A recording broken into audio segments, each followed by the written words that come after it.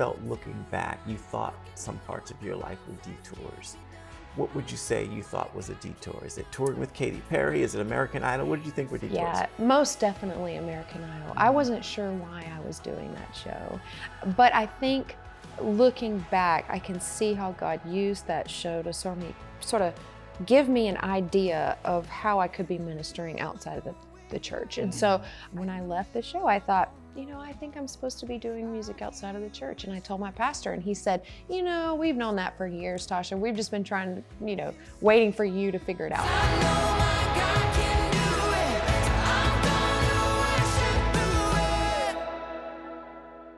You shared dark times in your life where you were actually contemplating suicide. Yeah. What happened?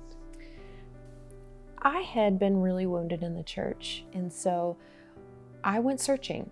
And at the end of that road of searching, I found myself to be more depressed, more isolated than I ever had felt before.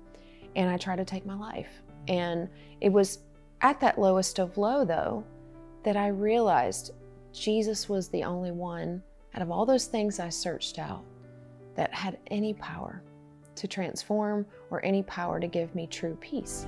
I can hear my Father singing over me. It's gonna be okay. It's gonna be okay. That's sort of the mantra that I love to hear from you in my rough moments. Yeah. Just blast that in. Yes. Like, it's gonna be okay. What was that song? I wrote that about my suicide attempt. And so when we finished, I'll tell you a funny story about it, because Sure. I think I share so many dark moments. And I have so many people share their dark moments when we talk about that song. When we finished the demo, I was so pregnant that, you know, I recorded the demo vocal, the scratch vocal, about 30 seconds after we wrote the song. And then when I went back to record my final vocal, I was so pregnant that I couldn't sing. And so the vocal that you hear on the radio is about 30 seconds after we wrote it. But I honestly think that there's something really special about that because the emotions were so raw in the room when we wrote it. And I believe that it really captures that. It's gonna be okay. I'm gonna be okay. I'm gonna be okay.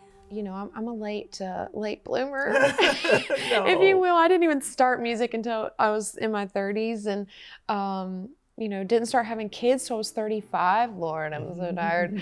But I do think that, you know, it was all God's timing, because I have something to say now. I've lived some life. I've had some hardships. My priorities are my family, my husband, and my kids. And I think that has brought a wonderful foundation to what I do in a way that I'm really grateful for, because my identity is not wrapped up in what I do or my voice or music or anything like that. I'm so firm in who I believe God made me to be. And my goal is to just bring that freedom and courage to everyone who will listen, to know who you are in Christ and to step out knowing that His timing is perfect. Never forsaken, never abandoned, not for a second. I am safe in your hands, always and forever. The fact that I have a beautiful family, I'm getting to do what I prayed to get to do when I was a young girl, and seeing people's lives changed every night, you can't trade that for anything. I mean, that gets me up in the morning. There's not a broken too broken for you.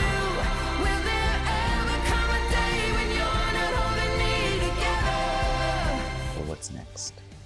Well, I'm on tour right now, and so we're bringing an RV so that we can bring our kids on tour. And so we have been learning all the things about RV life, and you know, what hoses go to what. You don't want to mess those up. Do you know what I mean?